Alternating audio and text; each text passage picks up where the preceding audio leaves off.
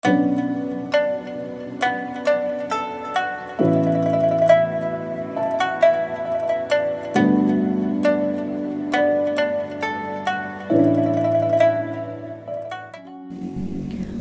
Tionghoa masuk ke Nusantara sudah sejak awal abad Masehi. Mayoritas mereka berasal dari Cina Selatan. Berdasarkan temuan-temuan arkeologis seperti keramik dan bangunan kelenteng adalah khas Cina Selatan.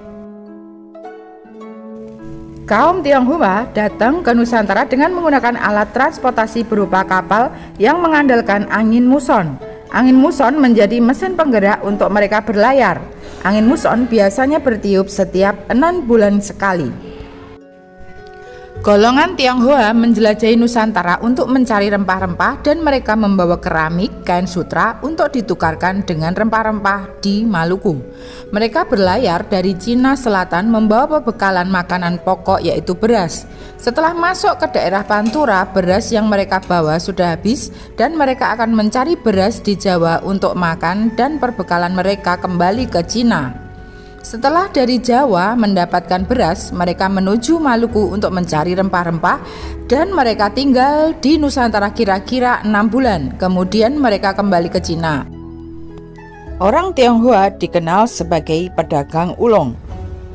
Kemudian ada peristiwa geger pecinan yang sebenarnya berakar pada krisis ekonomi dan politik yang menimpa VOC di Batavia pada akhir abad ke-17.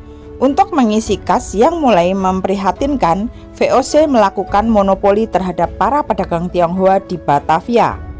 Para pedagang Tionghoa yang ekonominya lebih maju dijadikan objek pemerasan VOC melalui berbagai kebijakan. Etnis Tionghoa dipaksa memiliki surat identifikasi yang dapat dibeli dengan biaya 2 ringgit.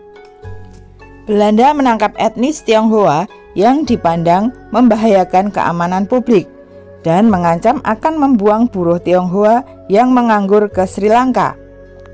September 1740, lebih dari 1.000 orang Tionghoa berkumpul. Mereka mulai berani menyerang pos-pos VOC di berbagai titik hingga menewaskan 16 serdadu Belanda. VOC menyerang kembali dengan melakukan pembantaian massal di depan Museum Fathahillah pada 10 Oktober 1740 atas semua etnis Tionghoa dengan menggunakan pedang. Diperkirakan sekurang-kurangnya 7.000 sampai 10.000 orang Tionghoa menjadi korban. Kemudian VOC membuang mayat orang-orang Tionghoa tersebut ke Kali Besar. Etnis Tionghoa yang masih tersisa menyingkir, salah satunya ke Kerajaan Mataram Islam yang waktu itu pusat kerajaannya di Surakarta. Setelah adanya perjanjian Giyanti yang membagi Kerajaan Mataram menjadi 2, yaitu Solo dan Jogja, yaitu Pangeran Mangkubumi atau Hamengkubuwono I ketika membangun Keraton Jogja mengajak orang-orang Tionghoa untuk meramaikan pasar gede dengan menjual berbagai dagangan. Hamengkubuwono I menempatkan orang-orang Tionghoa di sebelah pasar gede atau yang sekarang dikenal dengan nama Pasar Beringharjo. Selain itu, orang Tionghoa juga didaulat oleh raja menjadi petugas pajak pasar. Maka kampung Tionghoa tersebut dikenal dengan nama Ketandan sampai saat ini, yang berasal dari kata tanda atau cap kalau sudah membayar pajak.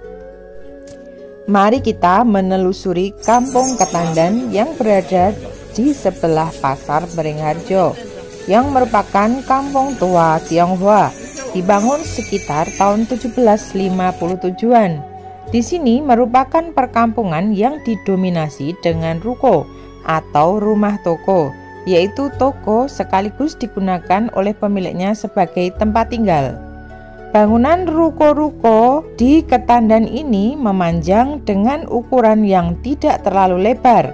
Kenapa demikian? Karena kalau besaran penetapan pajak ditetapkan berdasarkan lebar ruko, bukan panjang ruko.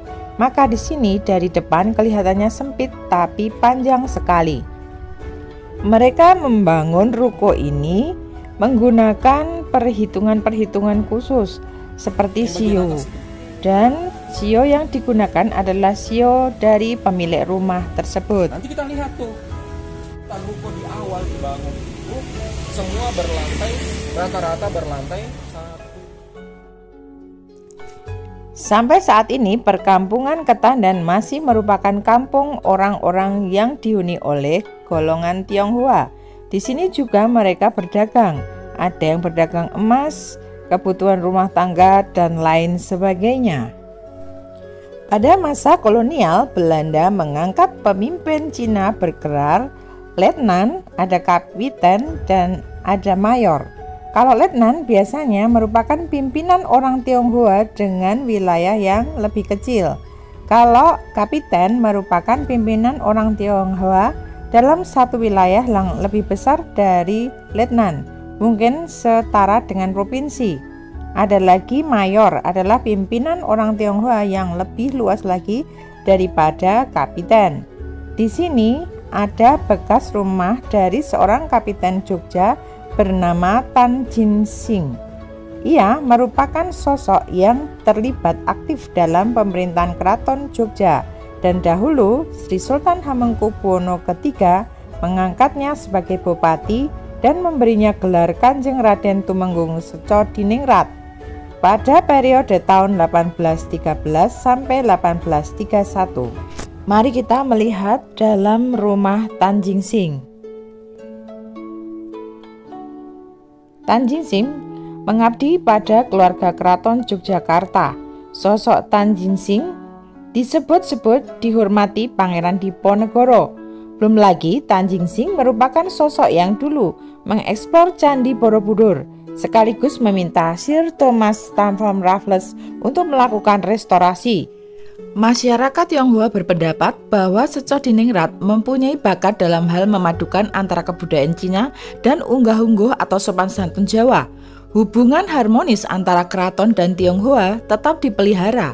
Dibuktikan dengan pada tahun 1936, masyarakat Tionghoa Jogja urunan beramai-ramai mendirikan prasasti atau tugu ngejem atau ngejeman, dan adanya prasasti Kinanti yang ada di Komplek Keraton Jogja yang awalnya sebagai penghargaan penobatan HB ke-9 yang ditandatangani oleh keraton dan pihak Cina. Selain sebagai pedagang dan petugas pajak, orang Tionghoa di Jogja juga diberi wewenang oleh kolonial untuk menjual candu atau opium. Hal ini dikarenakan saat itu Belanda mengalami krisis ekonomi, salah satu penyebabnya adalah Perang Diponegoro. Maka untuk mengisi kas Belanda meminta orang-orang Tionghoa di Kampung Ketandan untuk menjual opium. Mari kita melihat dua toko yang pada saat itu digunakan untuk menjual opium. Dan disinilah tokonya. Ini diberi nama Toko Madam Wang. Dulu digunakan sebagai toko yang menjual opium. Dan satu toko lagi. Nah, itu dia toko yang dulu digunakan untuk menjual opium. Sehingga pada saat itu banyak orang-orang, terutama para pangeran, kecanduan opium. Profesi orang Tionghoa lainnya adalah mindring, yaitu menjual barang dan pembayarannya bisa diangsur dengan ditambah dengan bunga. Kemudian golongan Tionghoa juga sebagai tempat untuk penerima gadai. Jika rakyat membutuhkan uang, maka emas dapat digadai atau barang-barang lain juga dapat digadai.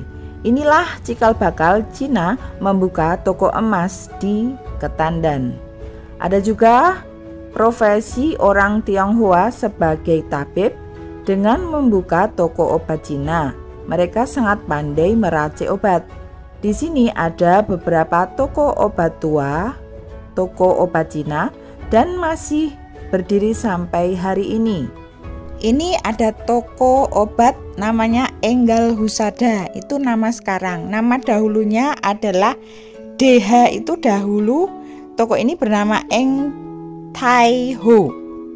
Nah, ini merupakan toko yang sudah tua. Ketika Kampung Ketandan berdiri, toko obat ini juga sudah berdiri.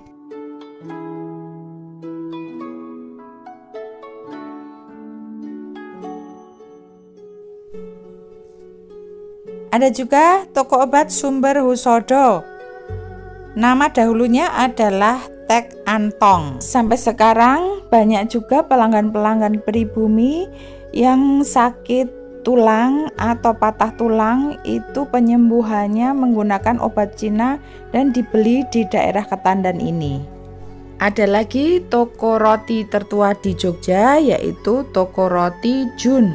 Walau banyak bakery yang bermunculan, toko roti ini tetap eksis masih dengan cara pembuatan zaman dahulu. Nanti kita akan meliput sesi tersendiri tentang toko roti Jun yang merupakan toko roti tertua di Jogja. Ruko-ruko dan rumah di Kampung Ketandan ini berstatus hak guna bangunan dan orang Tionghoa tidak dapat memiliki tanah di Jogja. Ada dua alasan mengapa WNI non-pribumi tidak diperbolehkan memiliki hak milik atas tanah di Yogyakarta. Pertama, alasan sejarah. Kedua, karena ketakutan tanah dikuasai WNI non-pribumi. Dua alasan ini menjadi dasar keluarnya surat instruksi Wakil Gubernur tahun 1975 yang tidak memperbolehkan WNI non-pribumi memiliki hak milik atas tanah. Pakar sejarah Universitas Gadjah Mada, Profesor Dr. Suhartono, menuturkan faktor sejarah itu adalah dendam kultur. Menurutnya, dalam kacamata sejarah, dendam itu dilatar belakangi oleh sikap kalangan Tionghoa yang terkesan mengeksploitasi kalangan pribumi pada masa kolonial Hindia Belanda. Selain itu, adanya aktivitas menjual candu diyakini turut menjadi salah satu penyebabnya. Maka orang Cina pada saat itu kuat secara ekonomi, lemah secara sosial. Pemungutan pajak dan penjualan candu adalah profesi yang dibenci masyarakat, namun keuntungan dari itu sangat besar buat mereka. Demikian liputan dari tim Tombo Kangen Channel. Semoga liputan ini bermanfaat untuk kita semua. Salam dari kami, salam Tombo Kangen Channel. Dadah, dadah, dadah. Yogyakarta, rumah kita sederhana, selalu ingin ku kembali kepadamu di sini. Yogyakarta, milik kita penuh cinta, kedamaian bersamamu aku tenang. Jogja penuh kedamaian.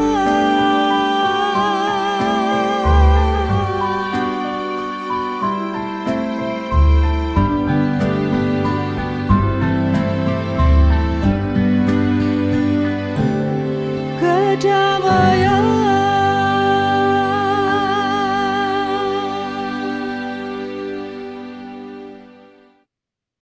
Tadi kalau teman-teman lihat